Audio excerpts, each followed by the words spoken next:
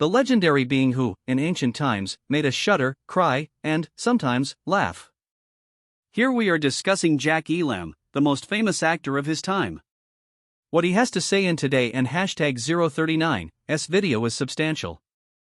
Even though he made the greatest opening scene in Western television history, you will find out why he lost it all. I don't and #039 know this man. Why did that happen? Did anyone notice his absence? You will possess all the necessary knowledge after the video concludes. Before we reveal his secrets, let us introduce the man. The world welcomed Jack Elam into existence on November 13, 1920, in Miami, Arizona. He became one of Hollywood and #039's most legendary performers thanks to his wild appearance, hella deep voice, and versatility in playing dramatic, comedic, or villainous roles. Generally speaking, we will be concentrating on the antagonists. He became famous for his one and only film appearances in westerns. But it doesn't in #039 mean he had it easy or that his life was full of happiness. You probably wouldn't in #039 want to be involved in his problems, even in a dream, because they were that annoying.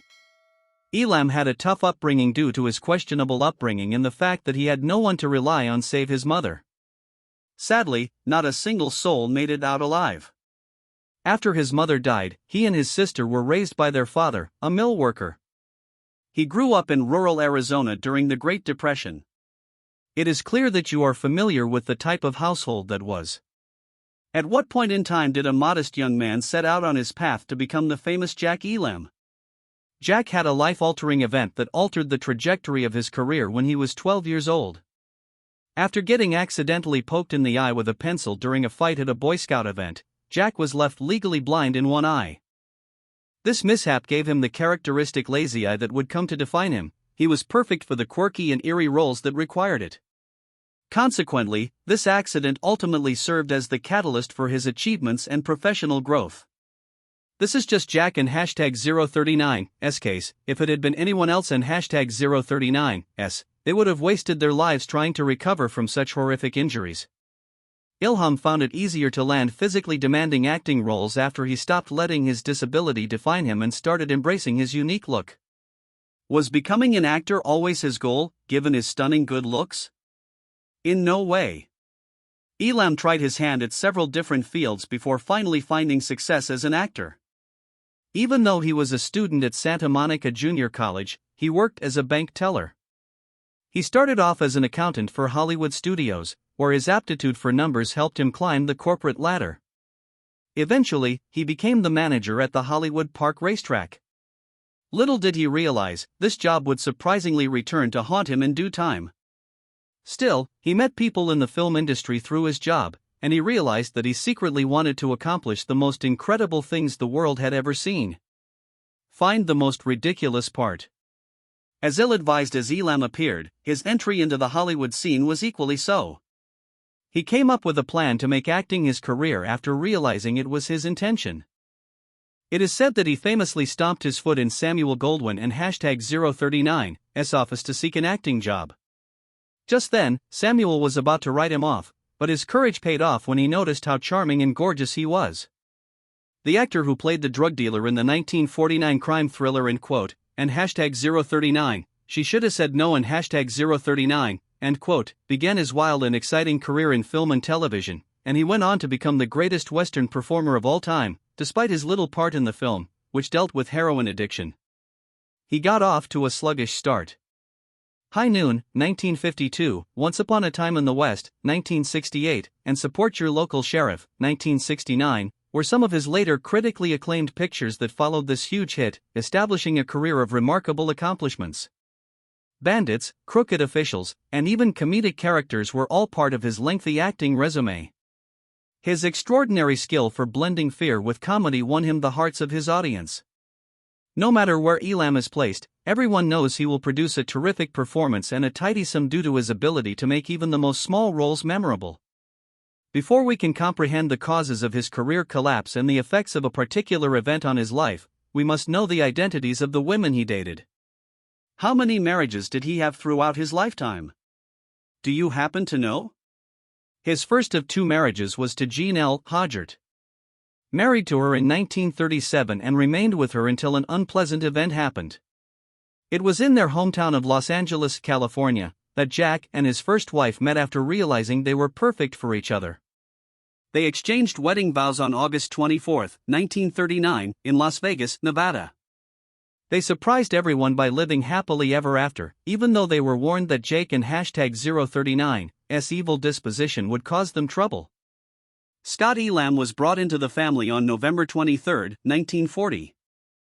That was followed by the arrival of a daughter, whom they named Jerry Elam, on January 1, 1943. Tragedy befell the couple after 24 happy years of marriage.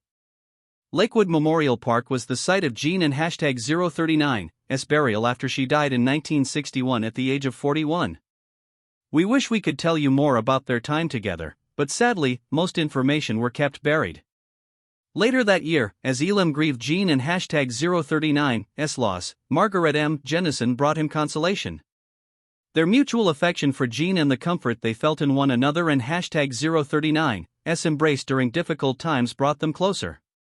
Their bond was solidified when they chose to tie the knot later that year, after growing closer. Another big occurrence, which we will tell you about later, ended Jack and Margaret and #039's marriage after 42 years of marriage. Jacqueline Elam, their daughter, was born to them on March 3, 1945, which was another blessing. Margaret was always there for the children of Jack and #039's first marriage, and she was a loving stepmother to them. Do you understand the amusing part? The percentage of people who were either involved in an extramarital affair or had recently divorced was high. These actors introduced brilliant thinkers and brave heroes to the big screen. On the flip side, there was this vile guy who brutally assaulted, raped, and killed women. Upon first meeting, he was the most charismatic man they had ever encountered. None of his accusers have ever brought up the subject of his infidelity or affair once during his whole career. Because of his previous politeness for his female co-stars, his career took off. Even though he was great in many roles, critics and viewers loved him best when he played villains. And we have to say, he was always reliable. Jack did a great job capturing the essence of these bandits, gunslingers, and villains. Real criminals could take a page out of their playbook.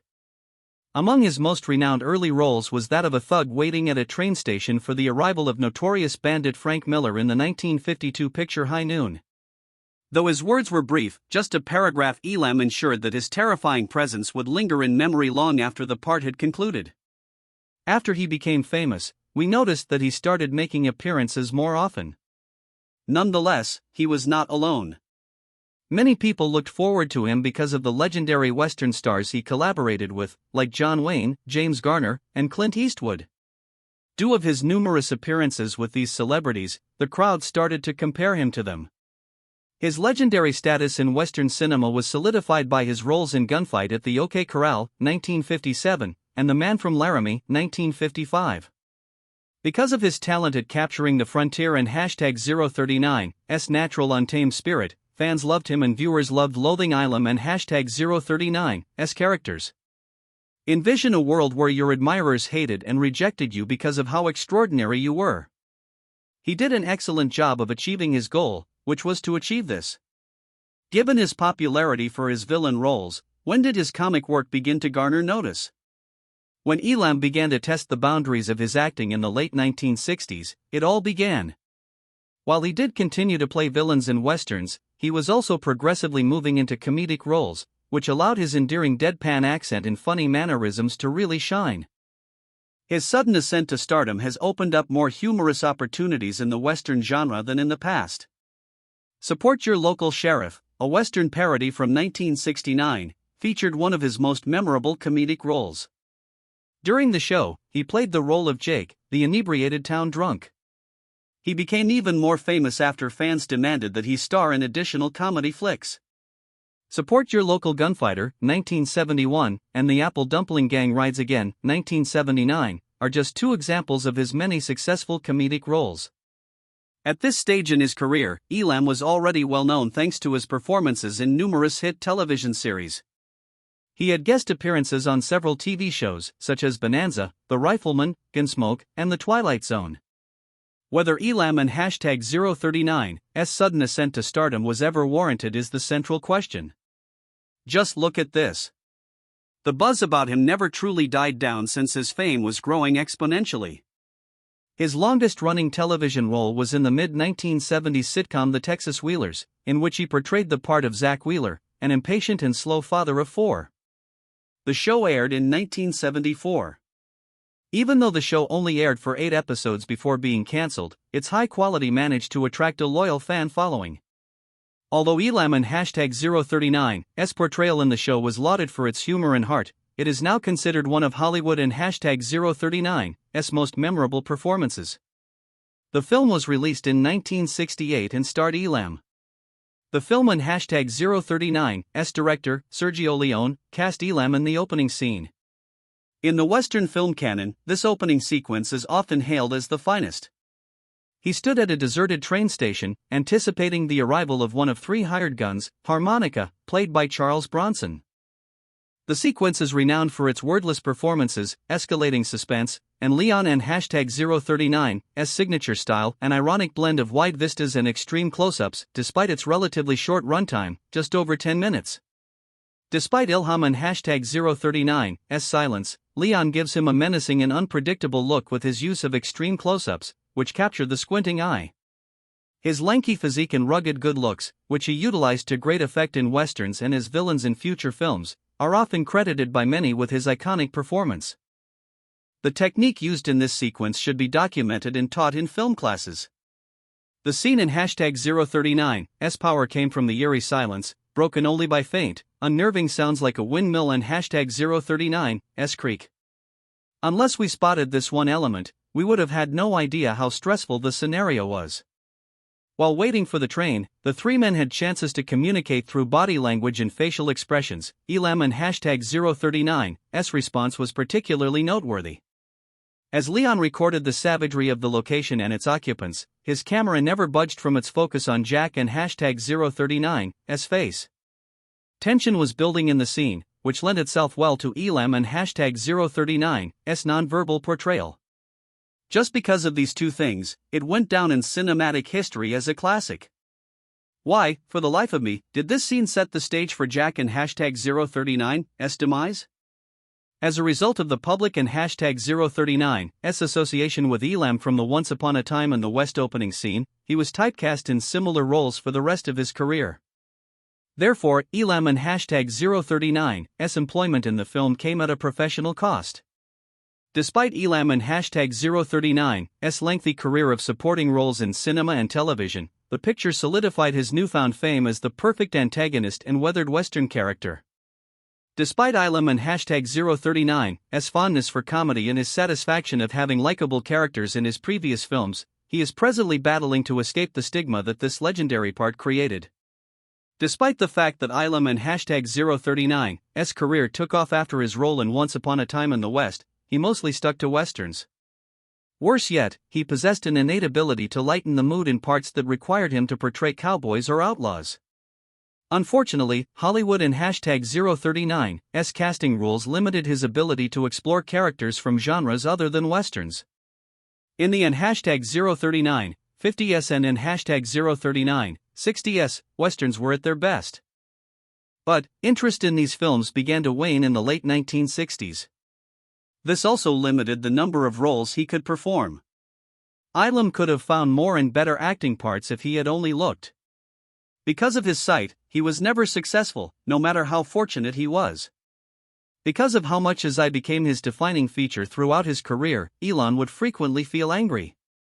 He blew a perfect opportunity to exhibit his talent in comic and lighter portions, which we already said, with only 10 minutes on television. While Elam was dealing with a serious personal problem, his colleagues never stopped complimenting his professionalism, sense of humor, and vast understanding of the Western genre.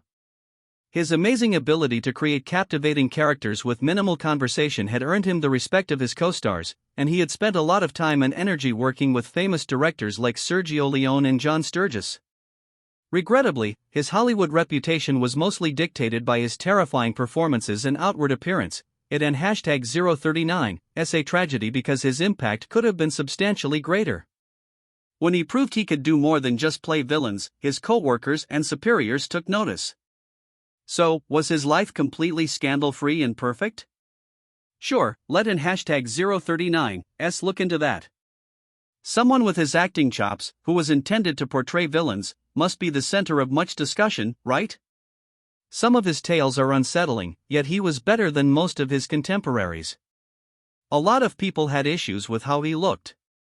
Elam squandered numerous opportunities due to his impish attitude and slow gaze. Consequently, hurtful judgments and generalizations about his character were made about him, and he couldn't and #039 escape them. The choices he made about his early career also caused some controversy. Critics have questioned Elam and #039's ability to transition from his stable accounting career and period in the U.S. Navy during World War II to his role as a villain in Hollywood films. Everything went smoothly. On top of that, these people started to blame him for spreading new, unsavory stereotypes about accountants and soldiers.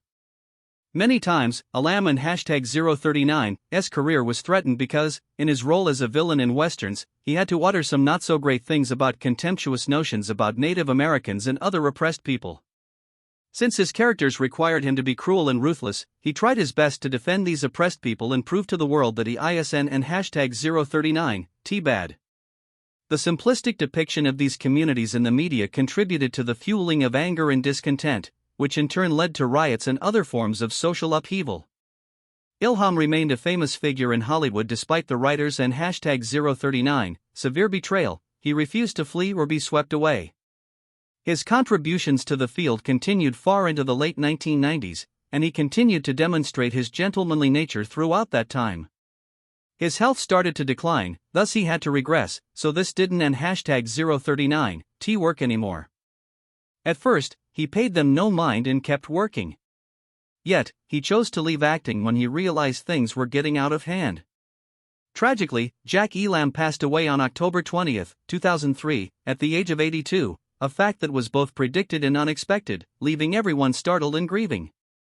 This was something we foretold would happen when we indicated that the tragic death of Jack Elam, who was reportedly valued around $2 million when he died, was the reason Margaret and #039's second marriage had collapsed.